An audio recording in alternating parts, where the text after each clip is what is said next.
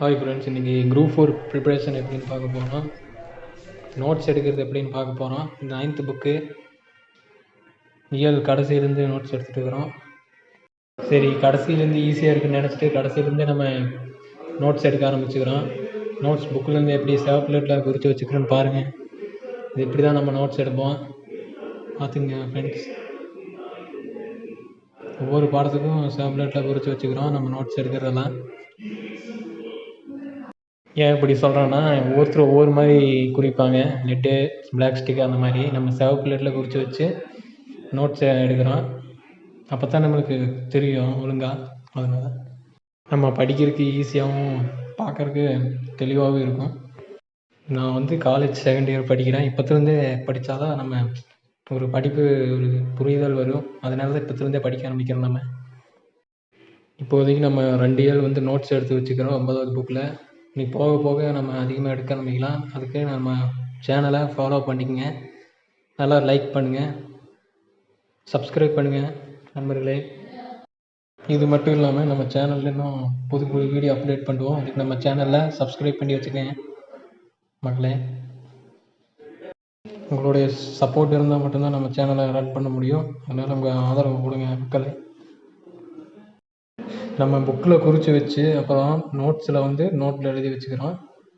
அது பின்னாடி வரும், அதையும் பாருங்கள் மக்களே.